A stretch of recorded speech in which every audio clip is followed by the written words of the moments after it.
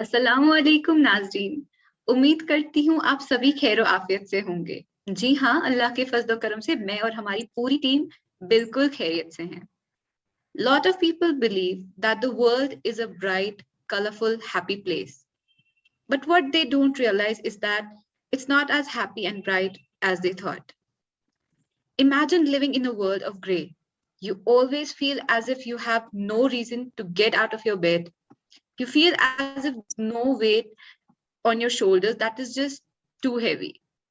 This is what it feels like to have a depression. Suicide is a tragic, complicated event that happens daily in our society. In today's environment, suicide is a severe problem. Bullying and feeling unwelcome are the leading causes of suicide behavior. It is the 10th greatest cause of death worldwide, with males committing suicide at a higher rate than women. Suicide prevention requires representatives from various government departments, including education, health, and social welfare. By law, all country offices and school districts must have a functional strategy that addresses suicide prevention. To chew over all of this in more detail, I have with me Azra Mufti ma'am. Azra Mufti is an author of two books. Her first book, namely Tearful Pages, talks about crimes against women. Azra Mufti came up with her second book, Shattered Dreams, which is a fictional novel and deals with the young generation of the Valley. Apart from her writings, Azra ma'am has also done her contributions in the field of social work. She is the first Kashmiri girl to have written a novel on mental illness. She has acted as a resource person for various legal awareness programs in collaboration with National Commission for Women and worked for the upliftment of the society by educating the youth. She has delivered number of lectures at various universities, colleges, and schools to foster education among youth. She is an active campaigner for mental health issues and has given talk shows on all the leading radio, FM, and TV stations of Kashmir. Besides this, she has visited a number of organizations to foster education and creativity among youth. She is currently pursuing her doctoral research on psychological aspects of education. Ma'am, मैं हमारी पूरी team की तरफ से आपका खैर मकदम करती हूँ. We are honored to have you on board. Thank you so much for your kind description. I hope आपने ज़्यादा ही बड़ा चढ़ा के बोला है, but thank you for having me today. And congratulations that Shared Pen Official is doing great. I just hope you more success and you just grow and keep giving the platforms to all the budding talent of the Valley. Thank you so much. So first of all, ma'am, as I said earlier about the issue, I just wondered if you might want to take us through some of the main points of what can be done to prevent suicide. Yeah, see, first of all, in order to prevent anything, it's very important to know what is the reason behind that thing, because prevention is better than cure, obviously. But in order to prevent something, you need to understand the psychology behind that.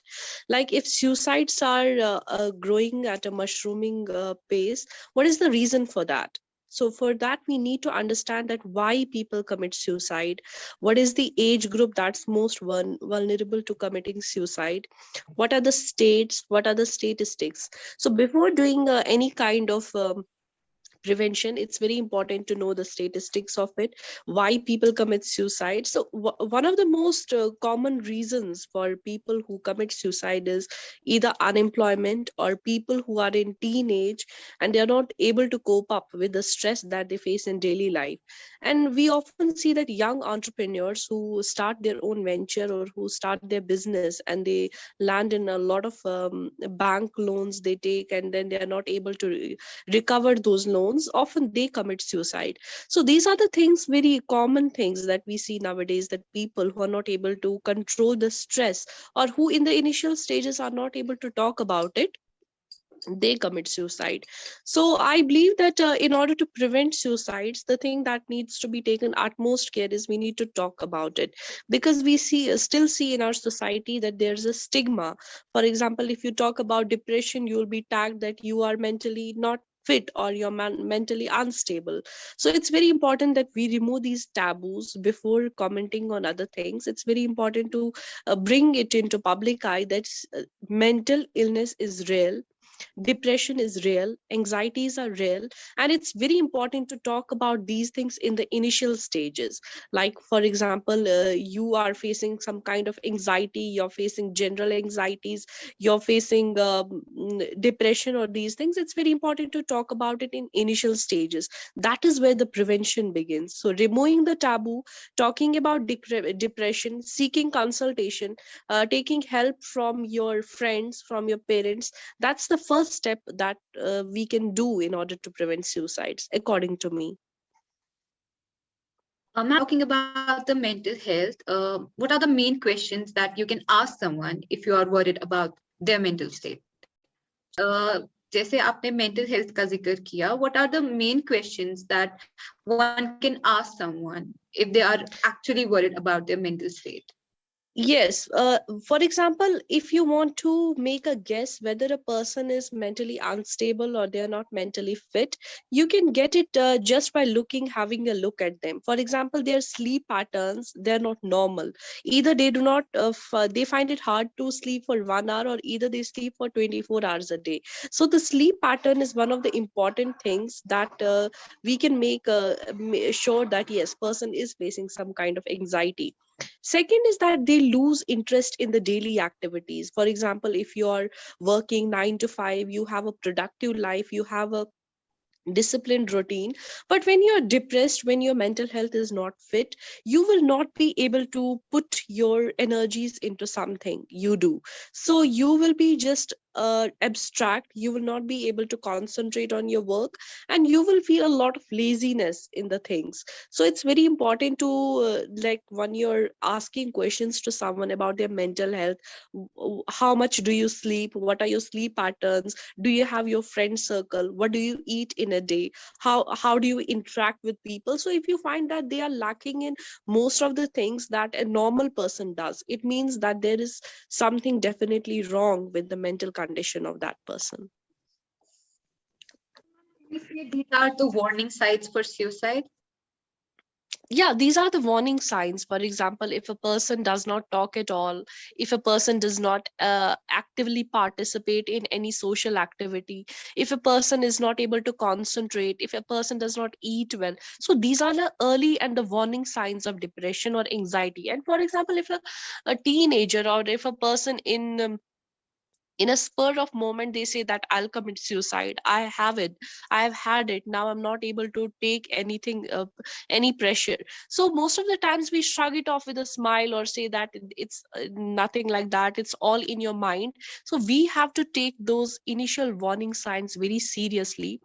If a person is showing these signs, or if they in a spur of moment they say this, yes, I want to commit suicide, so these are the warning signs and the early signs that should be taken care of initially.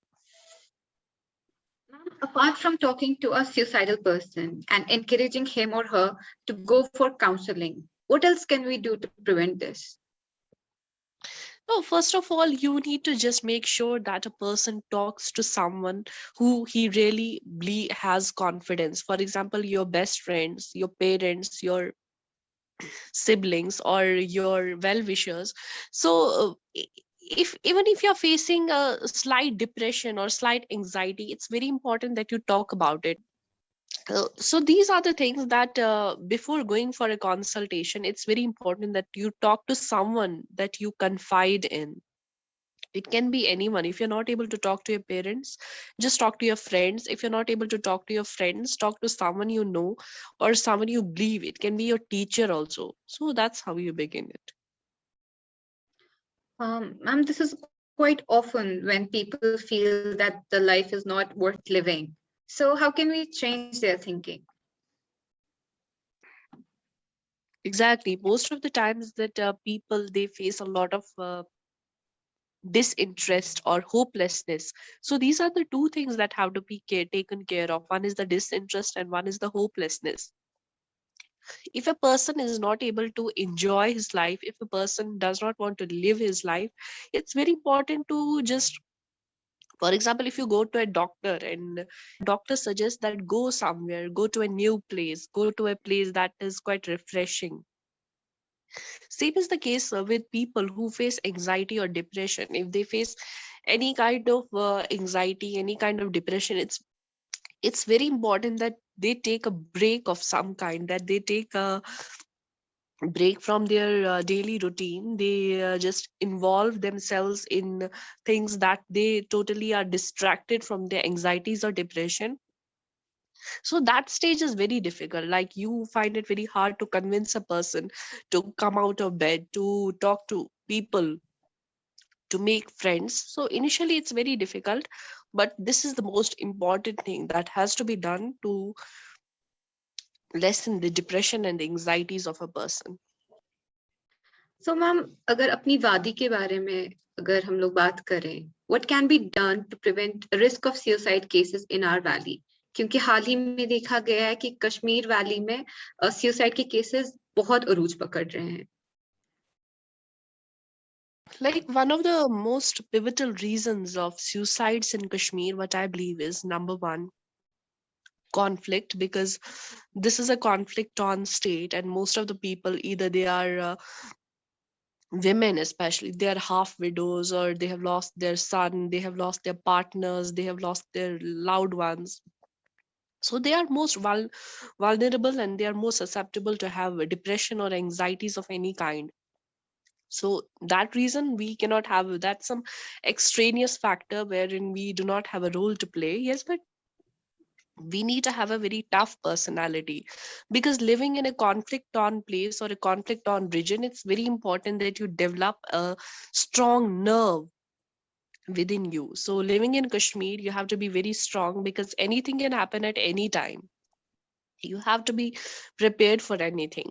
Number second is, one of the other reasons is because there is no privatization in Kashmir Valley, and it's the the state that the union territory that has the largest unemployed youth. Like 21% is the unemployment rate in Kashmir. So by removing unemployment, by providing jobs to people, by giving them financial stability, I think the rise the prevention of suicides can be done to a greater extent, because most of the people, most of the time, youth who are not able to support their family, who are not able to provide for their families, who start a business of their own, and then they fail in that, they commit suicide.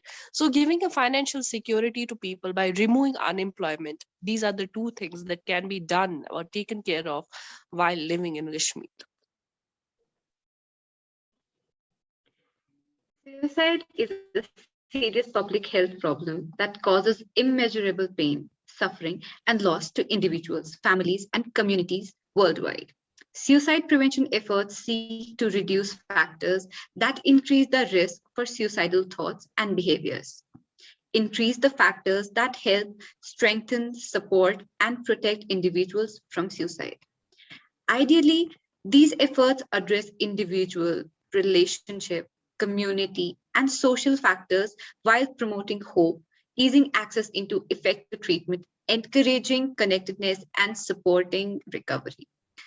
The causes of suicide are complex and determined by multiple combinations of factors, such as mental illness, substance abuse, painful losses, exposure to violence, and social isolation. Warning signs that may mean someone is at include talking about wanting to die or kill oneself, looking for a way to kill oneself, talking about feeling hopeless or having no reason to live, or talking about feeling trapped or being in unbearable pain, talking about being a burden to others, increasing the use of alcohol or drugs, acting anxious, behaving recklessly, sleeping too little or too much, withdrawing or feeling isolated, showing rage or talking about seeking revenge, displaying extreme mood swings. The risk is greater if the behavior is new or has increased, and if it seems related to a painful event, loss, or change. If you believe someone may be thinking about suicide, call the helpline if danger for self-harm seems imminent. Ask them if they are thinking about killing themselves. This will not put the idea into their head to make it more likely to that they will attempt suicide. Listen without judging and show your care. Stay with the person or make sure the person is in a private, secure place with another caring person until you can get further help. Remove any object that could be used in a suicide attempt. Everyone has a role to play in preventing suicide. For instance, faith communities can work to prevent suicide simply by fostering cultures and norms that are life preserving, providing perspective and social support to community members, and helping people navigate the struggles of life to find a sustainable sense of hope, meaning, and purpose. Although prior suicide attempts is one of the strongest risk factors for suicide, the vast majority of people who attempt suicide, 9 in 10 do not ultimately die by suicide. A growing number of people who have lived through suicidal experiences are writing and speaking about their experiences. With this, it's a wrap. Thank you for being with us. Allah Hafiz.